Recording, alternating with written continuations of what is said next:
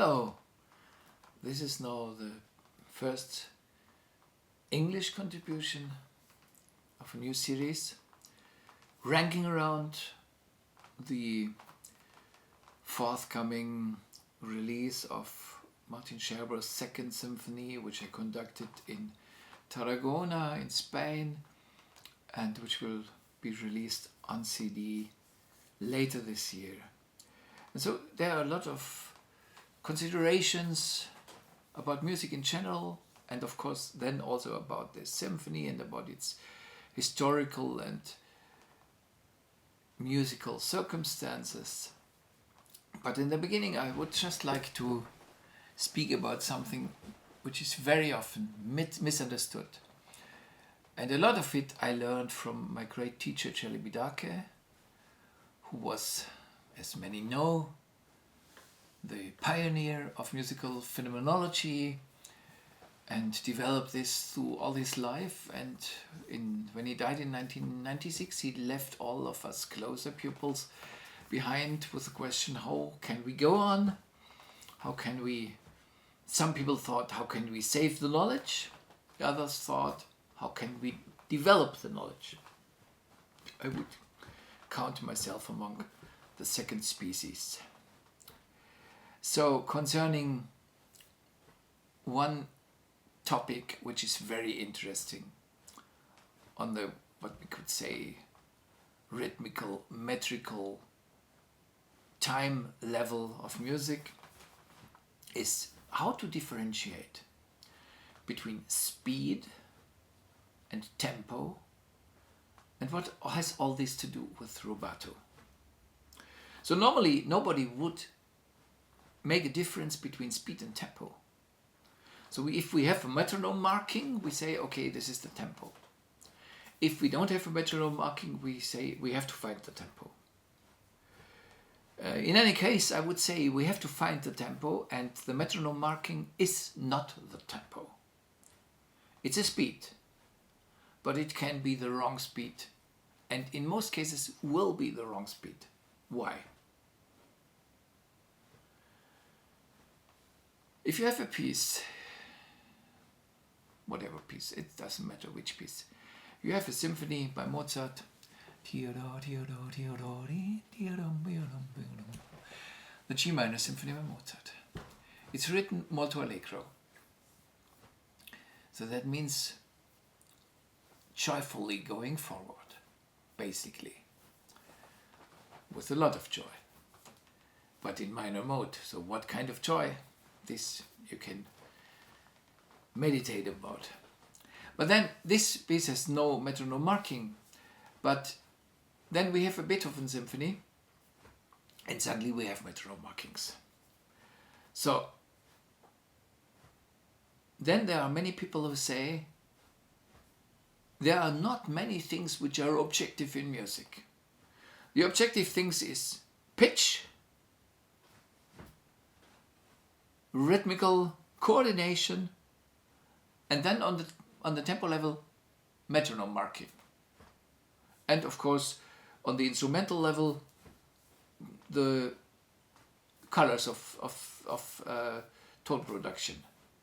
So an oboe sounds different from the flute and so on. Okay, then there are some more things on the piano. You have pedaling and such things. So these are considered as objective things.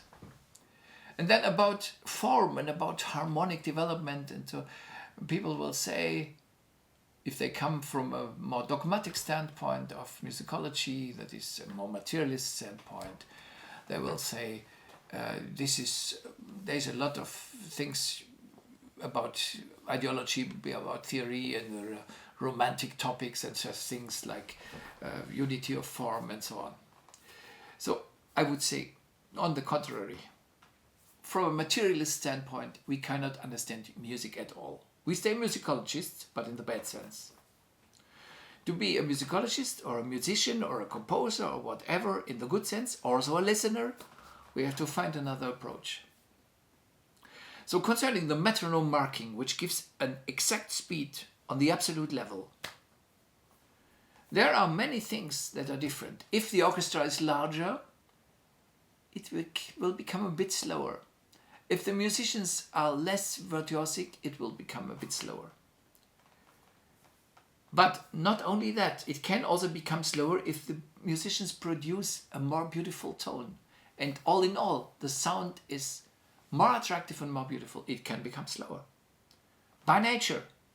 And you have to let it become slower because it has to sound as it wants to sound. Then you have to find a balance between what is the momentum and what is how it wants to express itself. And this is something we have to remember now always. There are two tendencies. There is kind of momentum going forward, never losing the pace. And there is expressing itself. You could say it's the male side of the thing, going forward, just moving towards something. And it's the female side of the thing, expressing itself, being in the state of feeling and all these things. So this has to work together. And this we cannot put in simple numbers of metronome. Then we have different musicians. The one is more expressive, the other is more mechanic, less expressive. So the more expressive will be a bit slower, the more mechanically ascetic and so on, I don't mean it in a negative sense, is faster. Then we have acoustics in the hall. So if there is more resonance, it becomes slower. If it's dry acoustics, it becomes faster because the sound is not so rich. So all these things and many other things come together that finally we have a tempo which works for this piece in this situation. That then the tempo is the condition for bringing the piece into life, that it can unfold itself as an organic whole from beginning to end. And when this works, it works only in the right tempo. And it has nothing to do with ideologies, with what we think, how it should be, because somebody has written this number. A second thing about the metronomes, it's much less interesting, but it's a proof, is that metronomes worked totally differently at the time. And I have a letter from Robert Volkmann. Now, who is Robert Volkmann? He is not so known today, but in his time he was a great man in music life. He was a close friend of Johannes Brahms. He was contemporary of Schumann and Wagner. He was born in Saxonia, then he worked in Budapest, and he was finally director of the Budapest Conservatory, which is today the Franz Liszt Conservatory of Music. So after him came Hans Kössler, and Hans Kössler, he brought then up the great Hungarian masters like Ernst von Dohnányi, Béla Bartók, Zoltán Kodály, Leo Weiner, and all these conductors came also from this school. These famous conductors, most of them went then to the United States of America, like Fritz Reiner, George Szell, Antal Doherty, George Scholti, and Ferenc Fritzsche, and all these people, they came all came from Hungary. It was an incredible revolution in Hungary. So the grandfather of this revolution was Robert Volkmann, born in 1815 and died in 1883, in the same year as Wagner. And Volkmann, later in his life, in the 1870s, wrote a letter to his pupil Géza Graf Zichy, who became a well-known operetta composer at the time, and Zichy had asked him about a Mozart sonata. What shall be the tempo, the right tempo for all the three movements? Could you please give me the metronome markings? And then Volkmann simply wrote to him, I cannot give you those metronome markings because, as you know, all the metronomes have different speed. And if I would give you a timing which is right on my metronome, it could be totally wrong on your metronome. And this now is more than 100 years after Beethoven's birth and a bit less than 50 years after Beethoven's death. So if we today take metronome markings by Beethoven for granted, which obviously are in most cases too fast, we are idiots. And this idiocy is absolutely mainstream today. And we have to understand that also there's another idiocy, because there were people who said, it was another thing. It was not just cluck, cluck, always, because it was only every second beat that counts. So it has to be half speed. That's the right metronome. So you have, if it's 90, it's written, then it is finally 45, because you have to count 2 for 1. Then we have absurdly slow tempi, totally idiotic. So these things are normal today, that such materialist, idiot discussions are taking place everywhere. But they stay where they are. And we don't care for that, but we have to care for it when we argue and speak about it. So there is proof that this is nonsense. But then we have, this is speed. Speed is not tempo. Tempo is only when you find a way to have all the manifoldness put into an organic unity which works as a whole, as an organic whole. And this is tempo. So tempo is not to be defined. Speed is to be defined. So then we can, if we have the right tempo, we can look what speed is the tempo. So I think this is very easy to understand. But then the next thing is about this speed. Is this speed to be understood in a mechanical way? Now we have today some kind of ideology that people think it's fantastic if it's totally perfect, like a machine. And even just recently I read a review by somebody who wrote about Tristano playing, what did he play? I think he played Bach. And this person wrote that he plays like like an AI robot. Fantastic, and even this gives transcendence. And okay, so such ideas are there, but they are absolutely nonsensical. But of course we have to accept that we have this kind of decadence around us, that people think that we have to work like machines. And this is what I very often said, that we have a problem of perfectionism today, and also the problem of pretentious professionalism, and about, finally, in many cases, kind of decadent pragmatism then also, which is the result when you realize that perfection is not possible and that professionalism is not fulfilling. Whatever. What is the case? Tempo is not just a straight line like a machine.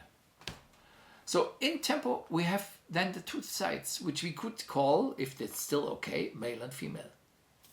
Male would mean like marching on. So we also said that the straight meter, left, right, left, right, left, right, 2, 4, 8, and so on. It's more male. It just goes ahead. And the uneven meter, like 3, also like 6, is more female.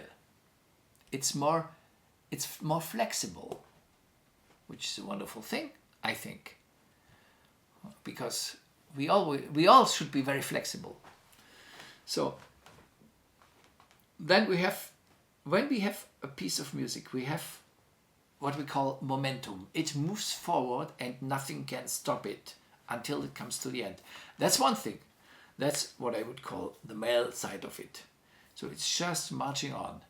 And this is like, we always want to keep the speed. This is in a way what we call the basic tempo. And then we have the female side, which is always connected with the situation, with the momentary feeling, with just the state of how it shall be, where it likes to go. And so this is what brings in, I become a bit slower, a bit more, when I kind of breath like this, and always breathing, always feeling, always being in touch with where it tends to go, apart from moving forward. And that means a bit slower, a bit faster, a bit slower, a bit faster, meandering around the basic tempo. And that is the basis of rubato. Rubato means stealing some time, giving it, stealing it, giving it, stealing it, giving it. And this is how we can define then how we are really in the tempo, because tempo has, on the one hand, a speed as materialization, but the speed is not constant, it's always rubato. And everything that is then more rubato has to do with the basic speed. So that means tempo always has the unification of the straight line, which is basic tempo, and the rubato going around. And the rubato can become very much. The only thing that's the limit of the rubato is when you have no feeling anymore for the basic tempo. So that also means that every kind of rubato becoming slower or becoming faster is more tension against the basic line of basic tempo. It is like you have this basic line and you go up from it, you get tension, you go up from the other side. Always it is a power that wants to bring it back to the basic tempo. In a way like tonality, where you have the basic tonality, and if you go to the upper fifth or to the lower fifth region, you are drawn back. So in both cases, harmony and rhythm, rhythmical level, speed, tempo, whatever, you have the same law. You have the law that there is a mother speed, you could say, and there is a mother tonality. And if you never lose that, you are still within the basic tension, and then this is what you need to realize smaller or even the large form, and to be successful with that. So I hope you understood this and you could follow, and I am very interested to get some questions to that, or to get some exaggerated discussions or whatever. We can live with everything that is real and that is not just ideological, sometimes unavoidably, but we can live with everything that is in a real focused idea of where we are searching for. So I wish you all the best, and I'm looking forward, and have a nice day.